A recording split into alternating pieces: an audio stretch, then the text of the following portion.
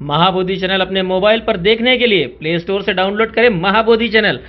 साथियों, जय भीम, नमो बुद्धाय, नमस्कार। महाबोधि चैनल के संचालक आपके लिए लाए हैं डॉक्टर बाबा साहेब आम्बेडकर द्वारा लिखित उनका महान ग्रंथ बुद्ध एंड हिज धम्म अब आपकी सेवा में। हर रोज आप देख सकते हैं, सुन सकते हैं डॉक्टर बाबा साहेब आम्बेडकर द्वारा लिखित बुद्ध एंड हिज धम्म। ऐसा यह ग्रंथ आपकी सेवा में लाए हैं संचालक महाबोधि चैनल सचिन जागेश्वर पाटिल। साथियों, बुद्ध एंड हिज धम्म को हमारे वेबसाइट महाबोधिचैनल.com, फेसबुक पेज, हमारे YouTube Mahabodhi channel, MBC news और भी हमारे सोशल मीडिया प्लेटफॉर्म पर आप देख सकते हैं और लोगों तक इन्हें पहुंचा सकते हैं। जय भीम, नमो बुद्धाय।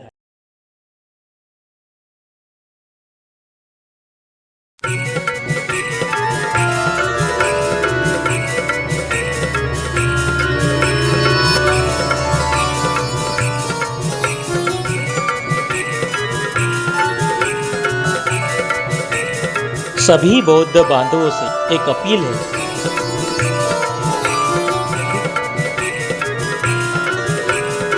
सवेरा होते ही नहा धोकर बुद्ध एंड हिज धम्म इस ग्रंथ का पठन जरूर करें।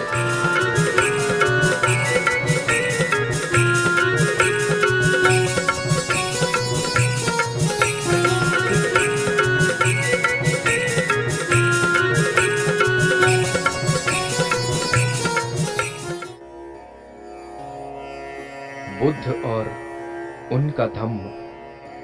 इस ग्रंथ में बाबा साहब लिखते हैं कि दूसरे जन्म में कथन था वह कि संसार की को उत्पत्ति प्राप्त होता है, तपस अर्थात ताप से हुई है। इस समय बोधिसत्व काम तपस ही चेतना वह से नित्य तत्व है सर्वथा जिससे मुक्त हुआ नित्य रहता धर्म है। और रित अर्थात सत्य की वह उत्पत्ति हुई है। कारुणिक होता है, सबके प्रति कारुणिक। इन्हीं से तम की अर्थात न वह अंधकार किसी के रात्रि की अवगुण को उत्पत्ति बढ़ावा है। देता है और तम न से किसी जल के की गुण को उत्पत्ति हुई घटाता है। और जल से काल अपने तीसरे जीवन में वह काल से लाभकारी सूर्य तथा भूमि प्राप्त करता चंद्रमा है। पैदा हुए तथा देव इस समय और पृथ्वी ने जन्म बोधिसत्व धारण की किया। प्रज्ञा काल ने ही दर्पण के समान अंतरिक्ष को स्वच्छ हो जाती है। प्रकाश को जन्म दिया तथा रात और दिन की व्यवस्था वह की। अनात्म और अनित्यता के सिद्धांत को पूरी तरह से समझ ब्रह्मणस्पति की लेता है कल्पना थी कि सृष्टि और असत के हृदयगम सत रूप कर में लेता आई है। उसकी एकमात्र आकांक्षा ऊंची से ऊंची प्रज्ञा असत प्राप्त से करने की कदाचित होती है। उसका आशय अनंत से था।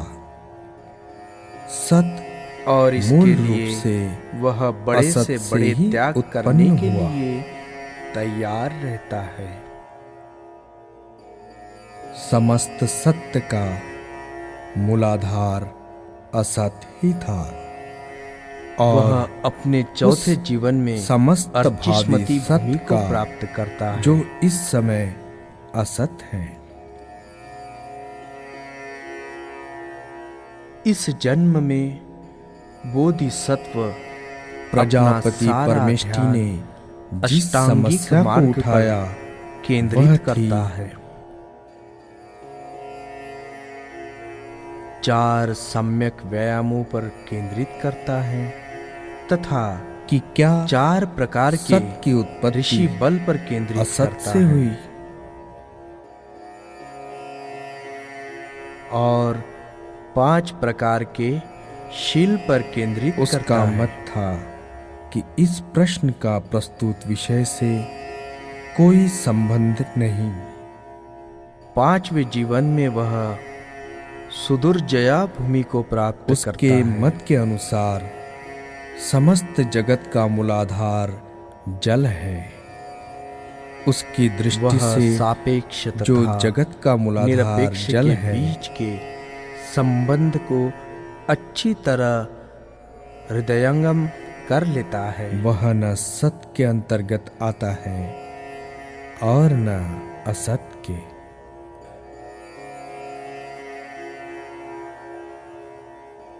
परमेष्टि ने जड़त्व और चेतन को लेकर कोई विभाजक रेखा नहीं खींची। अपने छठे जीवन में वह अभिमुखी भूमि को प्राप्त करता है। उसके मत के अनुसार किसी निहित तत्व के अब ही इस कारण अवस्था में जल चीजों भिन्न के भिन्न वस्तुओं विकास का आकार उनके कारण ग्रहण करता है। 12 निदानों को हृदयंगम करने की उसने इस बोधिसत्व निहित तत्व को पूरी तैयारी हो काम चुकी कहा है। विश्वव्यापी इच्छा शक्ति। और यह अभिमुखी नामक विद्या उसके मन में अभी अविद्याग्रस्त प्राणियों के लिए असीम करुणा का एक संचार दूसरे कर वैदिक देती है। दार्शनिक का नाम अनिल था। अपने 7वें जीवन उसके में लिए वायु बोधिसत्व ही मुख्य तत्व था। दुरंगमा भूमि को प्राप्त करता है।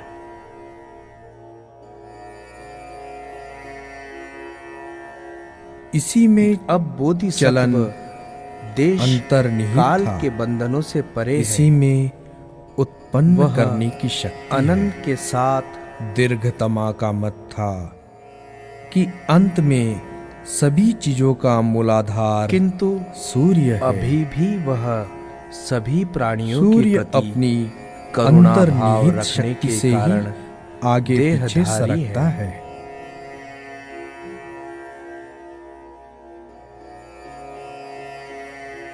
सूर्य वह दूसरों किसी से भूरी शक्ल के इसी बात में पदार्थ पृथक से है निर्मित है कि और अब वैसे उसे ही भव विद्युत तृष्णा तथा उसी अग्नि प्रकार स्पर्श नहीं करती सूर्य जैसे विद्युत पानी और किसी अग्नि कंवल को। में जल का बीजांकुर विद्यमान है। वह और तृष्णा जल मुक्त होता है। पौधे का बीजांकुर है। ऐसा ही कुछ दीर्घतमा का मत था।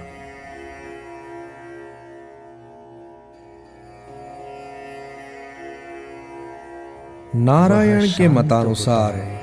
पुरुष ही जगत का आदि कारण है। वह बुद्धिमान होता है तथा वह प्रज्ञावान पुरुष होता से है। ही सूर्य, चंद्रमा, पृथ्वी, जल, अग्नि, वायु, अपने अंतरिक्ष, 7वें जीवन आकाश, में क्षेत्र, वह धर्म का ऋतु, जानकार होता है। वायु के जीव सभी प्राणी, लेकिन सभी वर्ग के लोगों के सामने सभी वह वर्गों के मनुष्य उसे इस तथा ढंग से रखता है सभी मानवीय कि उनकी संस्थान समझ में उत्पन्न आ हुए जाए। हैं। हिरण्यगर्भ वह परमेष्टि जानता है और नारायण के कि ही उसे कुशल तथा बीच में था। क्षमाशील होना चाहिए।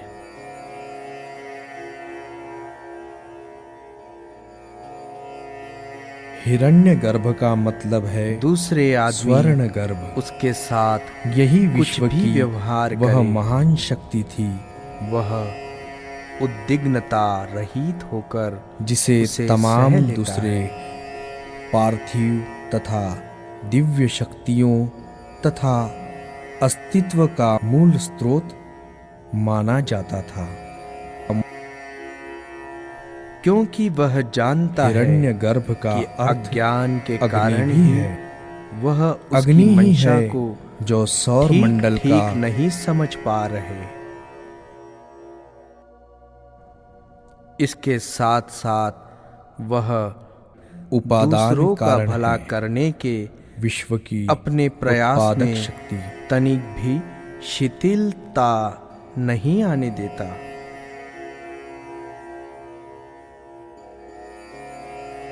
और न वह अपने चित्त को प्रज्ञा से इधर उधर भटकने देता है। विश्वकर्मा की सृष्टि में इसलिए यह उस पर मानना है कि कितनी भी जल ही विपत्तियां हर आए, वस्तु के मूल में वे है। उसे सुपथ से कभी और नहीं हटा सकते। जल ही से समस्त संसार की उत्पत्ति हुई अपने है। 8वें जीवन में वह अचल हो जाता है। ऐसा समझना और यह समझाना संचरण उसका अचल स्वधर्म ही अवस्था है, में योग्य नहीं बोधिसत्व था। कोई यदि हम प्रयास जल नहीं को ही करता, मूल उत्पादन माने वह तो पहले कृतकृत्य हो जाता है। हमें यह बताना होगा कि जो जल कुछ की भी वह उत्पत्ति करता है कैसे हुई उसमें सफल और होता है। जल में वह शक्ति अपने 9वें जीवन में वह यह साधुमती उत्पादक भूमि शक्ति प्राप्त हो जाता है। कहाँ से आई और पृथ्वी आप तेज जिसने आदि की तमाम शक्तियां धर्मों को अन्य या नियम पद्धतियों और को शेष जीत लिया सब है कुछ अथवा कैसे उनके अस्तित्व भीतर में आए। प्रवेश पा लिया है। विश्वकर्मा का कहना था कि सब पुरुष ही है दिशाओं को जो सब जीत इसी लिया का है। मूलाधार है। समय की सीमाओं को लांघ गया है। वही पुरुष साधुमती आदि में अवस्था है। प्राप्त पुरुष कहलाता है। अंत में है। वह इस दृश्य संसार के पहले से है। अपने 10वें जीवन में इन सभी विश्व बोधिसत्व शक्तियों के धर्म अस्तित्व मेधा में बन जाता है। आने के भी पहले से उसका अस्तित्व है। उसे अकेले बुद्ध पुरुष की द्वारा दिव्य ही दृष्टि प्राप्त हो यह जाती है। विश्व उत्पन्न है और संचालित है। बुद्ध होने की अवस्था के लिए एक और केवल इन एक 10 है। बलों को वह बोधिसत्व अज है प्राप्त करता है। और उसी में सभी उत्पन्न चीजों का निवास है। एक अवस्था से दूसरी अवस्था प्राप्त होने पर वही है जिसका चेतस भी महान है और सामर्थ्य भी महान है। बोधिसत्व को न केवल इन 10 पिता की भूमियों को हैसियत प्राप्त करना से होता है, उसने हमें उत्पन्न किया,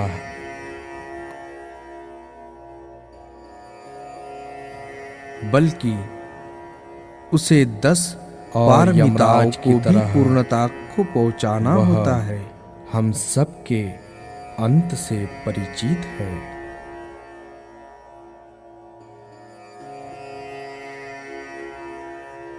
एक जन्म में बुद्ध एक पारमिता सभी की वैदिक पूर्ति ऋषियों करनी को होती है। आदरणीय नहीं मानते थे।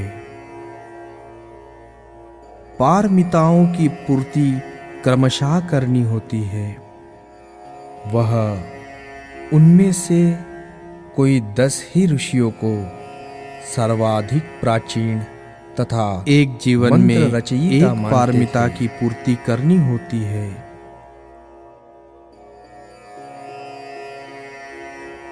ऐसा नहीं कि थोड़ी एक थोड़ी दूसरी,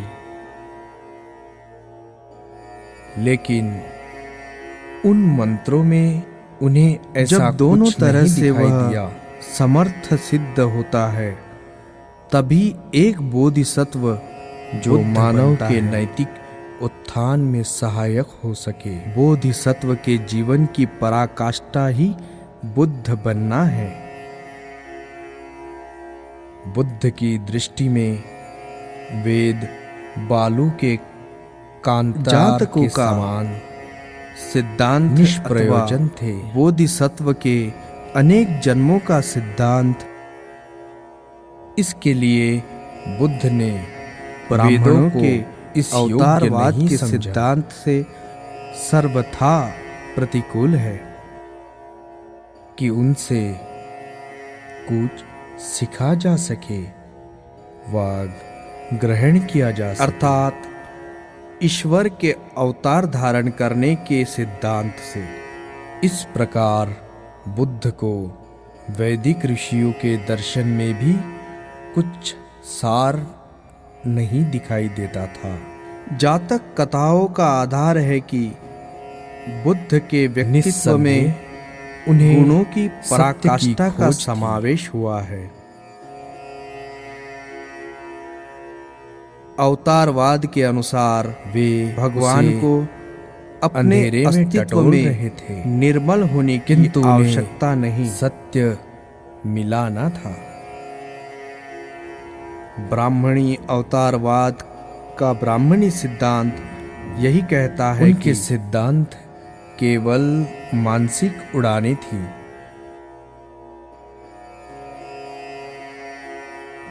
ईश्वरावतार चाहे अपने आचरण में अपवित्र जिनका और तर्क या अनैतिक ही क्यों न हो, यथार्थ बातों में किंतु वह कोई संबंध न था। अपने अनुयायियों की, अपने भक्तों की रक्षा करता है। दर्शन के क्षेत्र में उन्होंने किसी नए सामाजिक चिंतन की बुद्ध देन बनने नहीं से दी। पूर्व बोधिसत्व के लिए 10 जन्मों तक इसलिए श्रेष्ठतम जीवन उसने की शर्त वैदिक ऋषियों के दर्शन को बेकार जान उसकी संपूर्ण रूप और से किसी अवहेलना धर्म की। में भी नहीं। यह अनुपम है। कपिल दार्शनिक। कोई भी दूसरा धर्म अपने संस्थापक के प्राचीन लिए भारतीय इस प्रकार की दार्शनिकों में परीक्षा में कपिल उत्तीर्ण होना सर्वाधिक प्रधान आवश्यक है। नहीं ठहराता।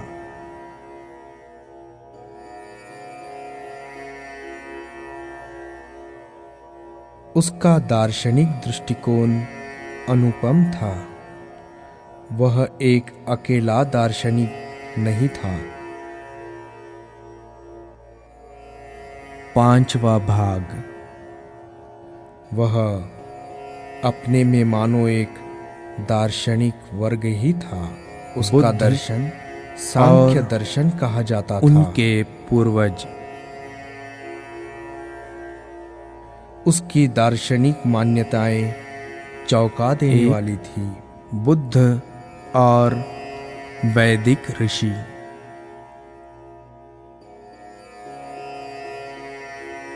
वेद मंत्रों अर्थात ऋचाओं का स्तुतियों का संग्रह है।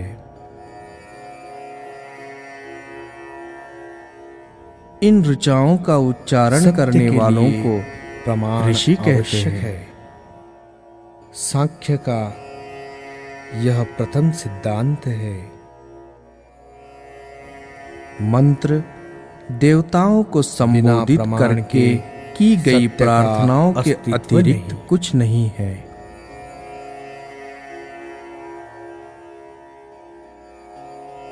सत्य जैसे को सिद्ध करने के इंद्र, लिए वरुण, कपिल ने केवल अग्नि, 2 प्रमाण स्वीकार सोम, किए। ईशान, प्रजापति, एक ब्रह्म, प्रत्यक्ष महर्षि और दूसरा यम अनुमान तथा अन्य।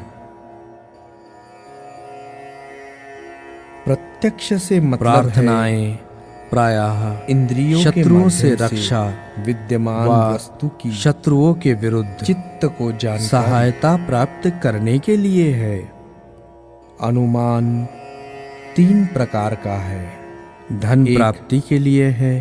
कारण से कार्य भक्तों का से अनुमान। भोजन, मांस और सुरा की भेंट स्वीकार करने जैसे के लिए है। बादलों के अस्तित्व से वर्षा का अनुमान लगाया जा सकता है। वेदों में दर्शन की मात्रा कुछ विशेष नहीं। तो कार्य से कारण का अनुमान जैसे लेकिन कुछ यदि नीचे वैदिक ऋषियों के नदी गीत में है, बाढ़ दिखाई दे जिनमें दार्शनिक ढंग की काल्पनिक उड़ान दिखाई तो हम देती है। ऊपर पहाड़ पर वर्षा होने का इन अनुमान वैदिक लगा ऋषियों सकते के हैं। नाम हैं अघमर्षण, प्रजापति, परमेष्टि, ब्राह्मणस्पति और तीसरा सामान्य तो दृष्ट बृहस्पति। जैसे हम आदमी अनिल, के एक स्थान से दूसरे स्थान दीर्घतमा पर जाने से नारायण यह समझते हैं कि वह हिरण्यगर्भ स्थान परिवर्तन करता तथा है। विश्वकर्मा। इन वैदिक दार्शनिकों की उसी मुख्य प्रकार समस्याएं थी। हम तारों को भी भिन्न यह भिन्न संसार जगहों पर देखकर कैसे उत्पन्न यह हुआ? अनुमान लगाते हैं अलग अलग चीजें कैसे उत्पन्न कि की वे भी और स्थान परिवर्तित किसने व्यवस्था होते की। हैं।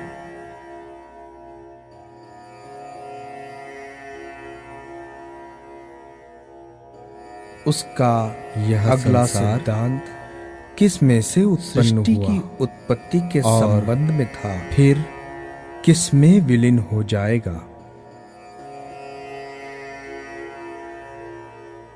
सृष्टि की उत्पत्ति और उसका कारण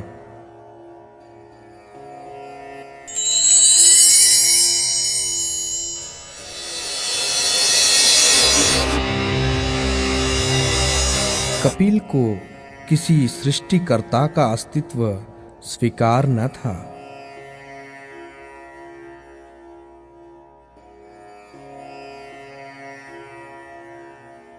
उसका मत था कि उत्पन्न वस्तु पहले से ही अपने कारण में विद्यमान रहती है। जैसे मिट्टी से बर्तन बनता है अथवा धागों से एक कपड़े का टुकड़ा बनता है।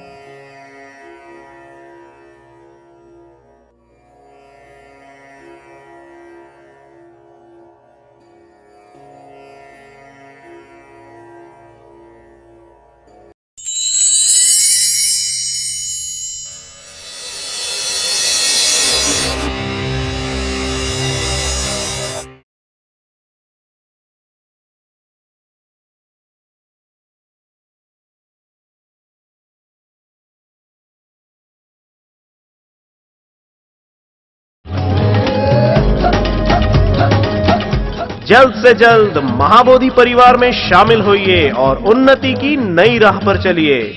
अधिक जानकारी के लिए संपर्क करें 8055550012 पर। महाबोधि चैनल अपने मोबाइल पर देखने के लिए प्ले स्टोर से डाउनलोड करें महाबोधि चैनल। महाबोधि चैनल देखने के लिए अपने केबल ऑपरेटर से अनुरोध करें। जय भीम, नमो बुद्धाय।